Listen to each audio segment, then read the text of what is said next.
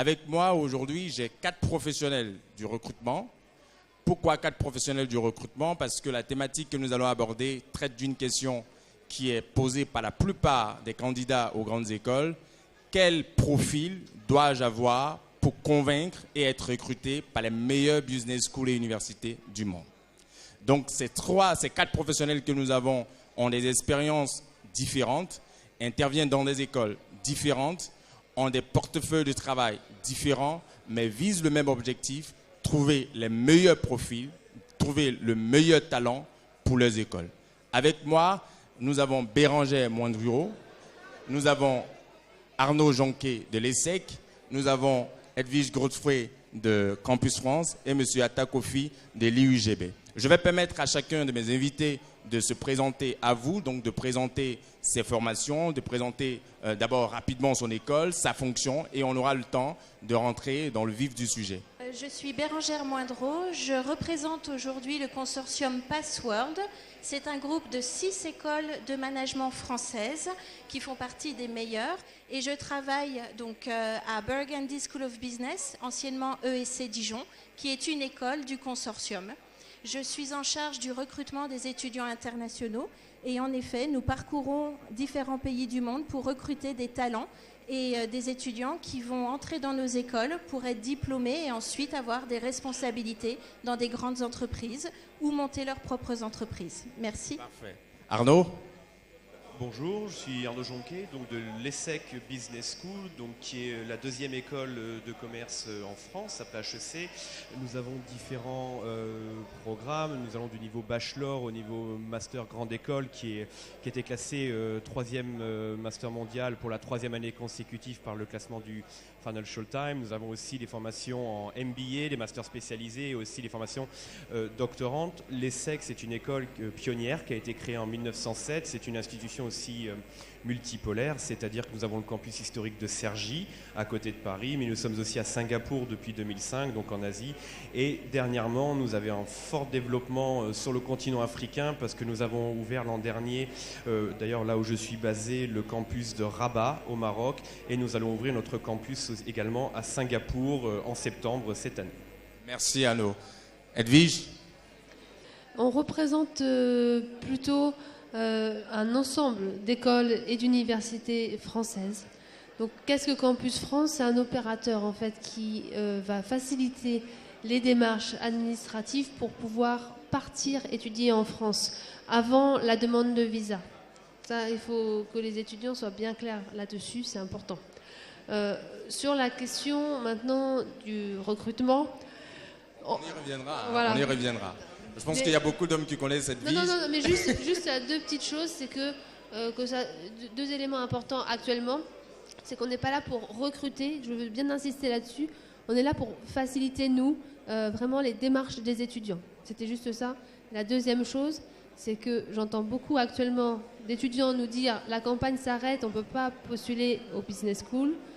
Là, comme nous sommes sur un marché des business schools, je tiens à rassurer les étudiants qui peuvent postuler au niveau des grandes écoles pour postuler ensuite à Campus France au mois de juin. Voilà, merci. Parfait. Monsieur Nda Kofi, présentez-vous rapidement. Okay. Bonjour tout le monde, je suis le docteur Nda Kofi et je suis le doyen de l'école de business de l'Université internationale de Grand Bassam. L'Université internationale de Grand Bassam, c'est la seule université de type américain en Côte d'Ivoire. Nous utilisons l'anglais comme langue de travail et nous avons des programmes de bachelor en business administration avec des spécialisations en comptabilité, en finance, en marketing, en technologie de l'information, en marketing et en management. Nous avons des partenaires aux États-Unis. Nous avons plusieurs partenaires aux États-Unis. Nous avons aussi des partenaires en Europe et en Afrique. Donc en Afrique, nous avons un partenaire au Maroc. Nous avons aussi notre partenaire en Afrique du Sud qui est l'UNISA. Et aux États-Unis, nous avons Georgia State University, University of Houston, University of Alabama et plein d'autres universités. On recherche des profils. On recherche des profils. Et j'ai envie de dire, Edwige, quel type de profil recherche les écoles qui sont connectées à Campus France? Les meilleurs? Alors, dans quel type de profil? C'est une question évidemment large. En fait, moi je pense qu'un profil doit être original déjà. Un profil doit avoir un cursus académique antérieur le plus linéaire possible pour faciliter la lecture de tous les recruteurs, que ce soit les business schools, les universités, les conseillers Campus France, enfin que ça soit vraiment linéaire. Maintenant, on connaît aussi l'historique en Côte d'Ivoire principalement, donc c'est savoir préparer son projet, argumenter et essayer de convaincre en fait les recruteurs quelle est la cohérence de leur projet d'études. C'est-à-dire, on peut changer de domaine d'études si c'est cohérent dans leur avenir, dans leur ambition et dans leur projet d'études. Alors, est-ce qu'il y a des procédés aujourd'hui, est-ce qu'il y a des techniques pour trouver le bon profil? Est-ce qu'à l'ESSEC, il y a une démarche particulière pour trouver le bon profil? Je suppose que, comme Edwy, vous cherchez les meilleurs. Comment vous faites pour les trouver là? Effectivement, il y a plusieurs choses et je pense que Bérangère donc, de Passoire me rejoindra sur ce point. Il y a des tests de référence internationale, tant de logique comme le Taj-Maj dont on parle beaucoup, mais aussi le GMAT ou le GRE qui sont des références avec des scores qui permettent à peu importe la formation, le parcours de l'étudiant, d'évaluer son niveau pour rentrer dans une école. Et à côté de ça aussi, il y a bien sûr les tests de langue qui sont une obligation dans la plupart des grandes écoles de commerce françaises, avec des niveaux variables, mais avec quand même une tendance vers l'excellence, clairement. D'accord.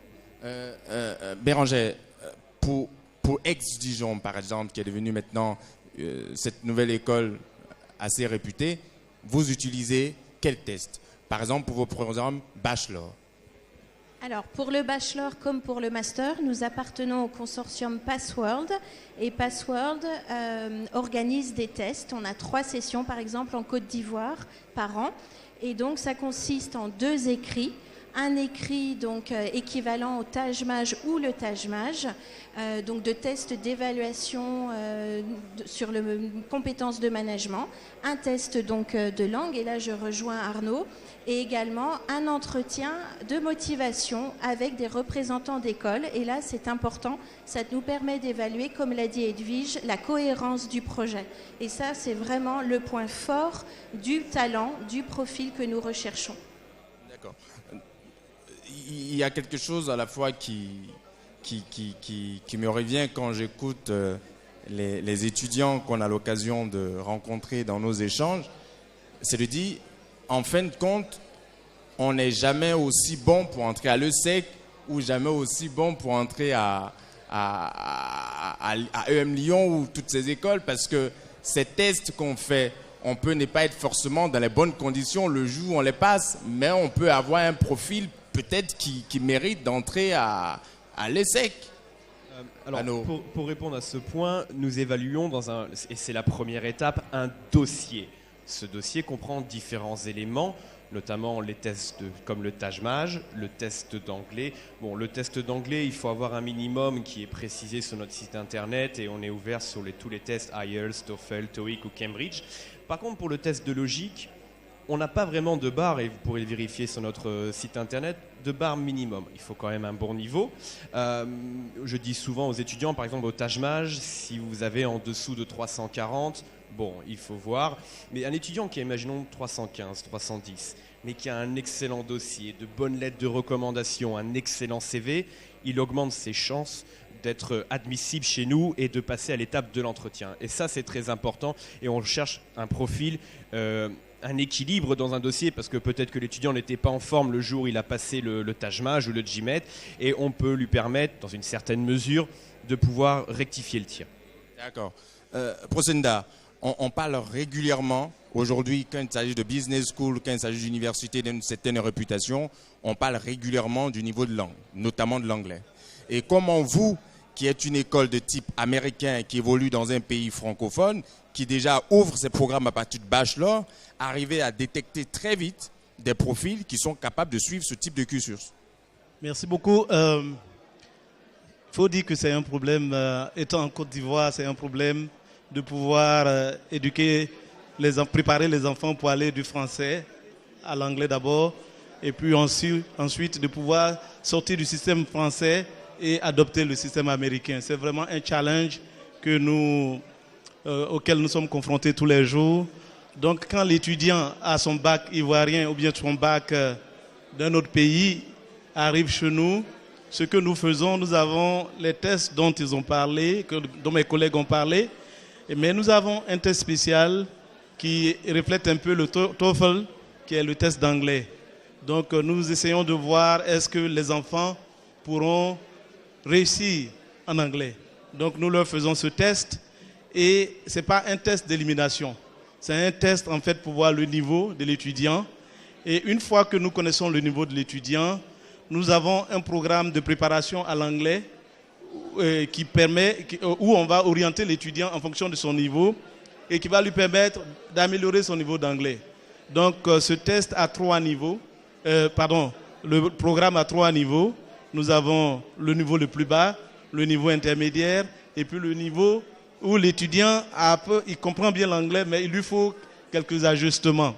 Donc, en fonction du résultat du test, nous allons orienter les étudiants de ces 3 niveaux et nous allons leur donner des cours très, très intensifs d'anglais pendant 4 mois, évaluer leur niveau par la suite et voir s'ils sont prêts à aller au niveau universitaire.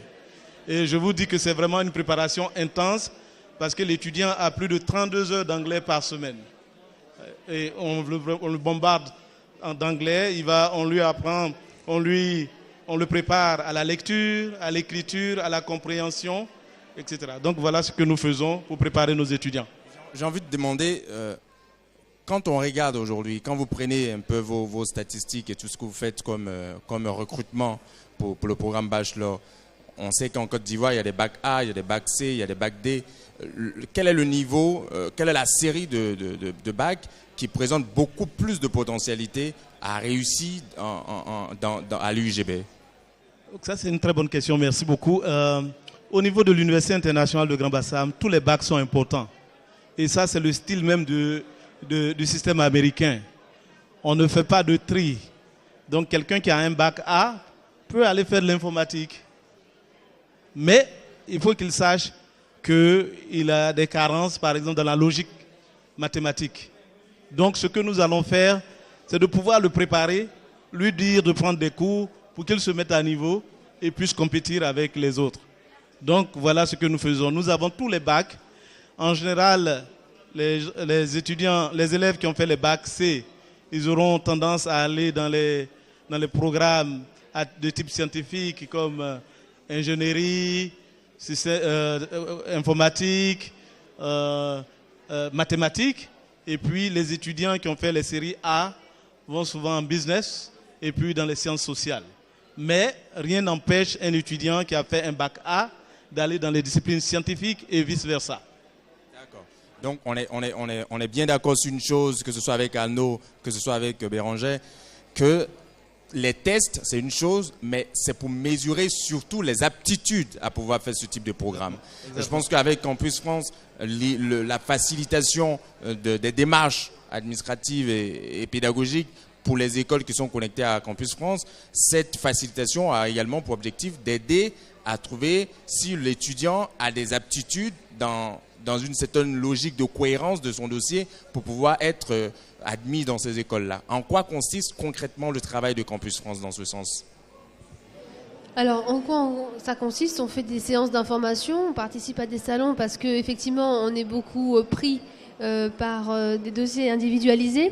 Donc, il faut vraiment profiter en fait des salons comme les marchés des business schools pour profiter de nous rencontrer et poser des réelles questions qui sont des questions, j'ai envie de dire, un peu d'ordre parallèle à la technique finalement de l'enregistrement du dossier. L'idée en fait de ce qu'on fait nous à Campus France, c'est qu'on informe l'étudiant, On fait des rendez-vous d'orientation maintenant depuis le début de cette année, où on essaie d'avoir des temps de rendez-vous individualisés d'orientation, où là, on va discuter avec l'étudiant sur son cursus académique, mais surtout aussi sur ses aptitudes et sur ses compétences. Parce que ce qu'on oublie souvent, c'est qu'on tend vers un projet professionnel, donc on tend vers des compétences, que tous les jeunes ont des compétences déjà acquises, qu'on ne met pas suffisamment, je pense, en avant, et ils sont jeunes, donc ils ont besoin d'accompagnement pour qu'on puisse parfois faire ressortir en fait les points positifs et les compétences déjà acquises qui vont renforcer en fait leur dossier dans l'argumentaire pour les universités ou les grandes écoles. Et aujourd'hui, vous avez combien de candidats qui frappent aux portes de Campus France par an, par exemple, et combien sont ceux qui réussissent à passer le tamis, j'ai envie de dire, pour avoir une admission dans ces écoles? Alors, si on reste à peu près sur les chiffres de l'année dernière, puisque là, on est en cours de campagne, donc les chiffres ne sont pas encore tout à fait fixés. Toujours est-il que l'année dernière, sur plus de 3000 dossiers, on a fait partir plus de 1600 candidats, enfin étudiants. C'est-à-dire plus de 50% quand même. Ce qui est, moi je pense, important à retenir, parce qu'on est toujours dans cette démarche qualitative. Quand l'étudiant vient nous voir, on est franc avec lui et on lui exprime ce que nous, on pense le plus cohérent aussi à notre niveau. Maintenant, cette année, nous sommes en cours. Je peux vous assurer que la demande est exponentielle et qu'on en reparlera au mois d'octobre. Parfait. Donc, en fin de compte, Arnaud, n'entre pas dans une business school cotée qui veut, mais vraiment qui peut. Est-ce que ça, c'est vrai? Effectivement, c'est vrai. Je souhaiterais juste rebondir sur ce qu'a dit mon confrère sur les profils scientifiques. Sachez que nous, notamment, on parlait des bacs scientifiques, des bacs A, si je ne me trompe pas. Sachez que c'est plus de 40% de nos étudiants intégrés en bachelor. Plus de 4 sur 10. Donc ce n'est pas parce que j'ai un parcours scientifique que je ne peux pas intégrer une école de management. Et d'ailleurs, même au niveau master, nous avons de plus en plus, sur le volet master spécialisé, des profils ingénieurs qui cherchent une double compétence en management. Maintenant, pour revenir à votre question sur la sélectivité, effectivement, on n'entre pas qui veut. Si nous avons mis cette batterie de tests en place, c'est vraiment pour sélectionner les meilleurs éléments qui vont par la suite occuper des postes à responsabilité et faire de brillantes carrières. Aujourd'hui même, nous avons eu l'exemple d'un ancien de l'ESSEC, qui est d'ailleurs le parrain de l'édition du salon, monsieur Alain Quété, donc qui a fait le master grande école il y a quelques années à Cergy, donc à l'ESSEC, et qui fait une brillante carrière. Et c'est un exemple parmi tant d'autres. Nous avons un réseau de 47 000 anciens qui occupent des postes à responsabilité. La sélectivité, c'est très important chez nous. L'enseignement est demandeur, exigeant, et nous avons des profils internationaux, et il faut être capable de gérer et le niveau académique et la différence culturelle, l'interculturel, et nous faisons de plus en plus de cours sur cette thématique et sur aussi tous les domaines du management. Et ça, c'est vraiment très important, et c'est des capacités, des niveaux que nous recherchons chez tous les étudiants souhaitant postuler. Parfait. Bérangère, Password, ça représente quand même un certain nombre d'écoles. Et la procédure d'admission Password a ses spécificités. C'est sûr qu'on utilise tous le Taj Mahal pour beaucoup de business schools, on utilise le TAS post-bac du Taj Mahal pour certains programmes bachelor. Est-ce qu'au niveau du groupe Password, il y a des procédures d'admission qui sont autres que ces tests connus et qui devraient être connus par les étudiants?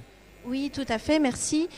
Donc, Password est un groupe de 6 écoles de management françaises, et en effet, nous avons développé des tests, nos propres tests, parce qu'on se rend compte que certains étudiants ont des difficultés pour avoir les annales du Taj Mahal et pour se préparer dans de meilleures conditions. Donc, nous avons développé 2 types de tests. Un type de test donc, pour accéder au niveau bachelor et un test aussi de management pour accéder au niveau master. Nous avons également développé nos propres tests d'anglais.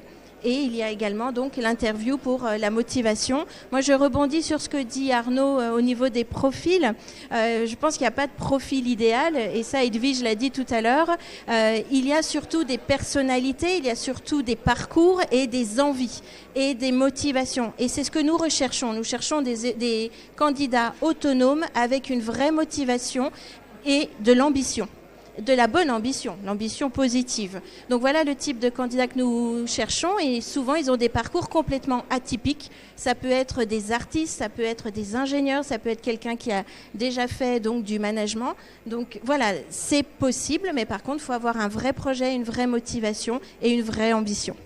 Ce qu'on retient déjà à ce niveau de notre parcours pour ceux qui nous suivent depuis la chaîne YouTube, c'est qu'on n'entre pas dans une business school qui veut, on s'y prépare, on entre dans une business school parce qu'on a des aptitudes, on entre dans une business school parce qu'on a fait des tests qui nous ont permis de montrer qu'on a les capacités de rentrer dans ces business schools parce que derrière, il y a un potentiel que les écoles ont envie de transformer et surtout, il y a une marque que les écoles ont envie de garder. Et en termes de marque, M. Nda, aujourd'hui, quelle est la marque déposée des étudiants qui sortent du programme Bachelor de l'UIGB?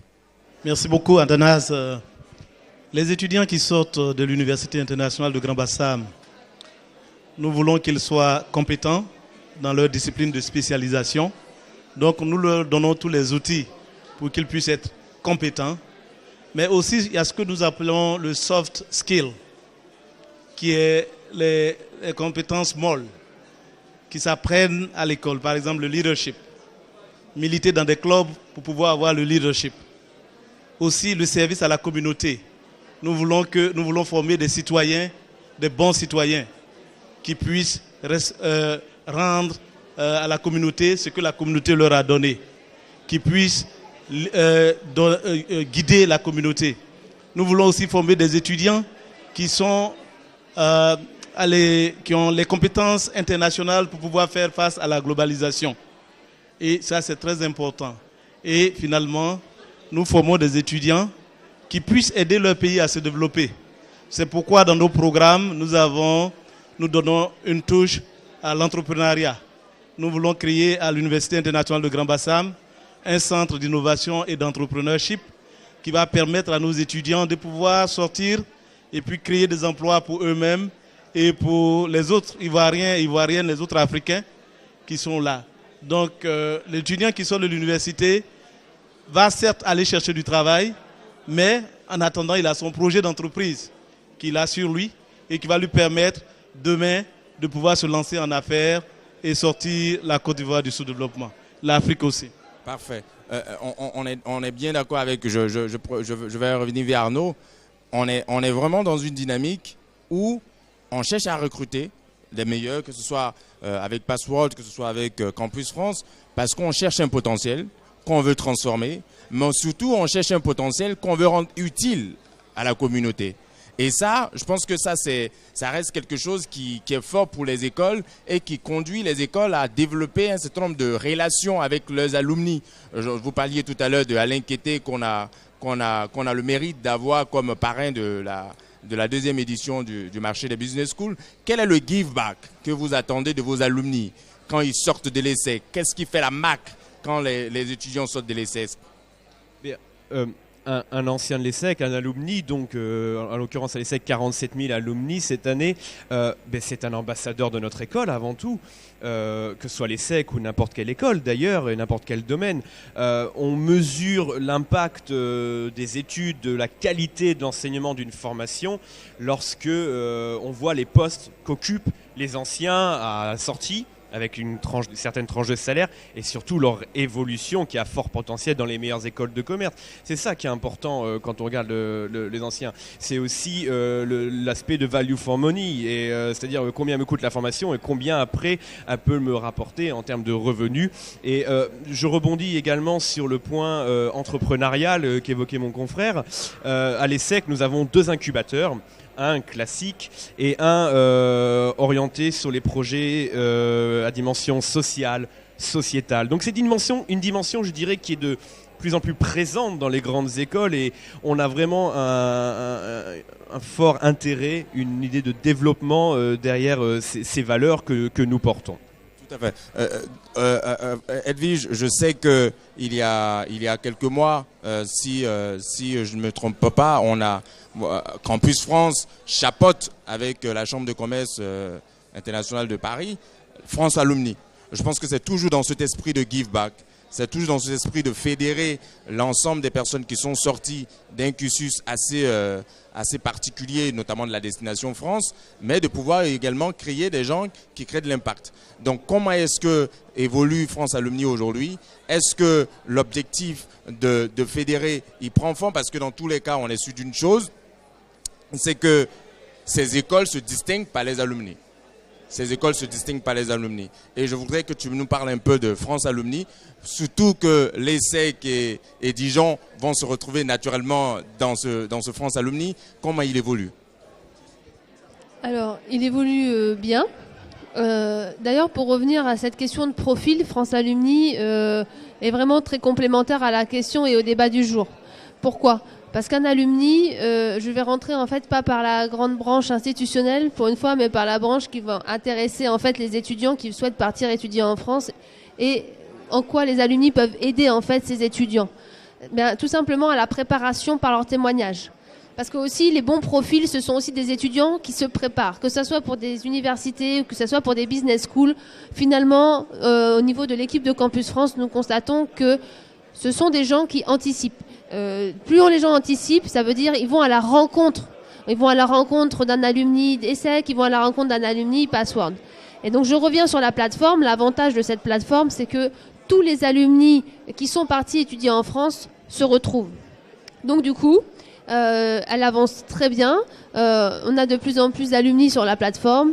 La plateforme France Alumni Côte d'Ivoire évolue et est animée de plus en plus. L'idée, c'est de la développer davantage cette année, en particulier de croiser ces alumni, parce que les communautés d'écoles, c'est intéressant entre elles, mais ce qui est intéressant aussi pour le développement de la Côte d'Ivoire, ça va être de mutualiser en fait ces compétences, donc de mutualiser en fait les compétences que chacun a appris, enfin a acquises, pardon, dans leurs différentes formations, leurs différentes écoles.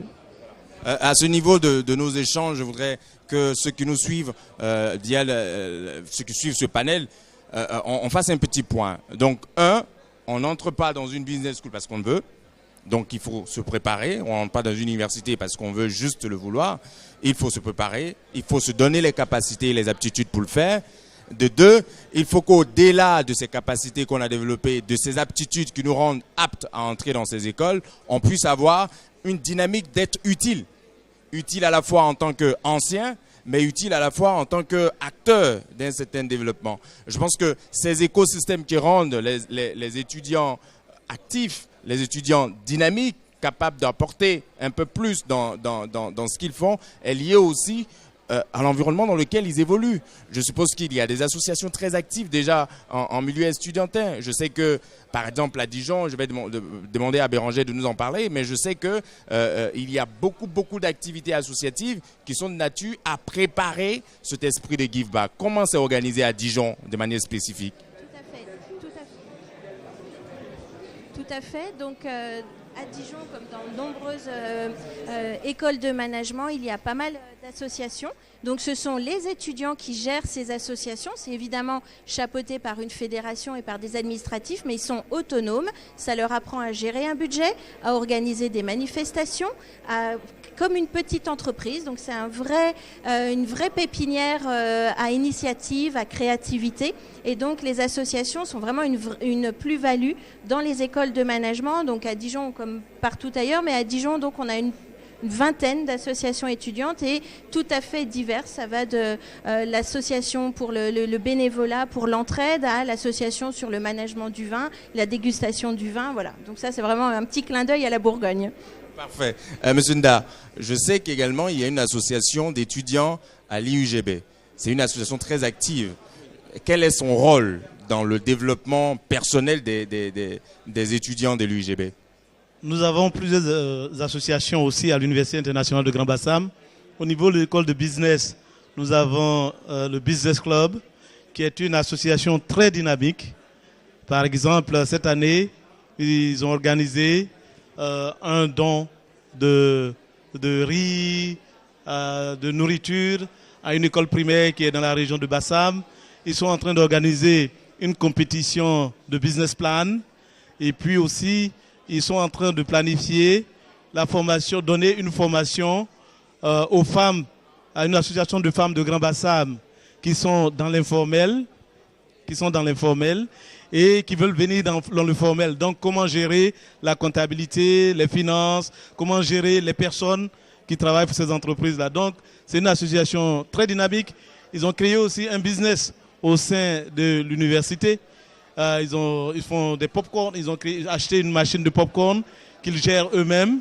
Et finalement, on a eu une réunion avec une entreprise la dernière fois.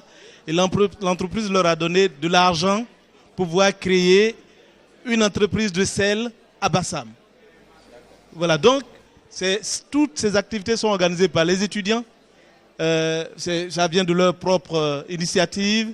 L'université est là pour les pousser et nous les encourageons. Donc ça forme les étudiants au leadership, à l'indépendance, à l'esprit d'initiative et d'entrepreneuriat.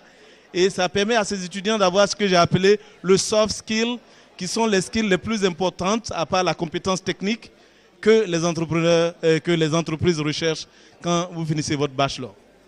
Voilà. Je pense que là, on a vraiment une idée du profil, même si le profil idéal, il n'existe pas, mais on a une idée de comment est-ce que doit se prendre quelqu'un qui souhaite intégrer l'une des meilleures business schools ou universités au monde. Je voudrais donc, avant de finir ce panel, permettre à chacun d'entre vous de donner des conseils assez pratiques pour les étudiants, pour les aider à mieux se préparer, à mieux prendre en compte le fait que aujourd'hui les écoles sont en pleine compétition, mais pas des compétitions pour drainer le plus de candidats possible, mais des compétitions pour drainer les meilleurs parmi les candidats. Donc, quels conseils vous pouvez donner pour les aider à se préparer? On va commencer par Arnaud, ensuite on viendra Edwige, on va pas finir par une dame, on va poursuivre avec Bérangère et puis on va finir avec le procès-Nda. Donc Arnaud, quel est le conseil que tu peux donner aujourd'hui? Se préparer, je veux dire, il n'y a pas de secret, il faut travailler dur, se donner les moyens de réussir et surtout, ce que je dis toujours aux étudiants et même à leurs parents, ne pas avoir de regrets. Ça, c'est vraiment très très important, mais je crois qu'il n'y a pas de recette miracle à part le travail, tant sur le plan linguistique que sur les fameux tests de logique qu'on a évoqués. Et aussi, ça, cette dimension, on n'en parle pas assez, on parlait des soft skills, mais tout ce que l'on fait, et ça dès le niveau bachelor, et je pense que Bérangère pourra confirmer, on évalue aussi tout ce qui se fait en dehors des cours, la vie associative, même avant d'intégrer un bachelor par exemple. Toutes les activités périscolaires, parascolaires, tout cela, ça a une très forte valeur ajoutée pour un candidat et c'est très important de s'ouvrir dans son cursus et même avant et en dehors du cursus, donc ça passe par la vie associative, que ce soit business ou humanitaire ou autre. Nous en bachelor, comme à Passoire, comme à l'ESSEC, on fait des stages à dimension humanitaire et ça c'est très important dans les cursus.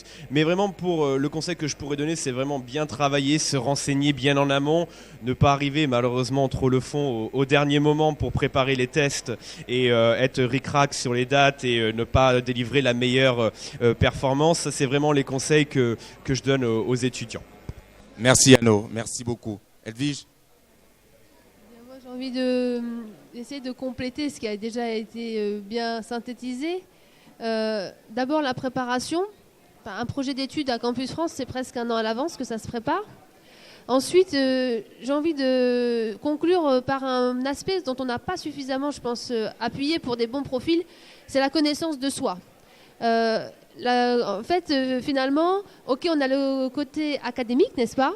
Mais aussi, la connaissance de soi va permettre d'aller faire des activités comme la piscine, dentelle humanitaire. On va déjà choisir son secteur d'activité. Ça n'a l'air de rien. On va commencer à se connaître, aller vers les autres. Et c'est aussi cette ouverture d'esprit, participer à des salons comme celui d'aujourd'hui. C'est cette ouverture d'esprit qui va permettre à l'étudiant de présenter un profil correct, cohérent, mais surtout en ayant confiance en lui. Et moi, je pense que c'est important que l'étudiant soit autonome, qu'il ait confiance dans son projet pour qu'il puisse le réussir et pouvoir en avoir profit à la fin. Merci Edwige. Bérangère? Mais écoutez, je crois que tout a été dit. Donc, je répète, anticiper, se préparer et surtout avoir confiance. C'est vraiment les clés du succès du projet d'études en France. Parfait. Procès-Nda? J'ai fait une petite recherche sur les aptitudes qu'on demande aux étudiants. Je pense que ceux qui veulent venir le chercher, ils peuvent venir le chercher, mais c'est en anglais. D'accord. Voilà, c'est en anglais. Ok, je pense que chaque étudiant qui se présente à la porte d'une école de business doit être unique, doit pouvoir se distinguer des autres. Et comment on se distingue des autres? D'abord par ses habiletés académiques et puis aussi ses habiletés hors académiques. Ça a été dit, le leadership, l'éthique, le service à la communauté, le don de soi, l'entraide, etc. Ça, c'est des éléments qui vont compter beaucoup pour un étudiant qui veut aller dans une école de business. Parce que quand vous sortez, toutes choses étant égales, ce que les gens vont regarder, c'est ce que vous avez fait en plus des classes. Et ça, c'est très important pour que les étudiants s'engagent dans ces activités. Même un petit travail que vous faites qui n'a rien à voir avec votre formation, ça va s'avérer très important dans l'avenir quand les gens vont prendre une décision par rapport à t'accepter ou pas dans une école. Voilà. Parfait, parfait. Je pense que nous avons fait le tout. Je souhaite que les étudiants retiennent ce qu'on a présenté. J'espère qu'on a plus ou moins aidé à répondre à quelques problématiques assez importantes sur les profils à avoir pour réussir son admission dans l'une des meilleures écoles au monde. Et sur cette question, je voudrais féliciter et encourager le travail que fait le centre de coaching TG Master, qui est un centre justement qui aide à préparer ces différents tests pour permettre aux étudiants, pour permettre aux professionnels aspirants à des formations comme les bachelors, comme le master, comme le MBA, d'avoir la possibilité, bien entendu, d'avoir le profil idéal pour être recruté dans ces business schools. C'est sur ces mots que je voudrais... Arnaud, tu as quelque chose à ajouter? Oui, concernant TG Master, effectivement, c'est un partenaire qui peut très bien guider les étudiants, tant sur le Taj Mahal, mais aussi sur les tests d'anglais. Je crois que le Taj Mahal, la prochaine session, c'est le 11 mars, c'est ça? Peut-être y a-t-il encore des places, donc c'est très important, parce que les deadlines des écoles, eh bien, c'est pas en fin août que ça se termine, c'est bien avant, donc sachez-le. Et les tests d'anglais, j'ai cru comprendre tout à l'heure, c'était le TOEIC le 12 et le 19 mars, si je ne me trompe pas, avec un timing qui est plutôt bon, genre dans les 10 jours pour avoir les résultats. Donc pensez-y, allez voir TG Master et demandez les informations. Parfait. Je pense que c'est sur ces mots que je vais vous dire merci de nous avoir suivis depuis la chaîne YouTube du MBSU.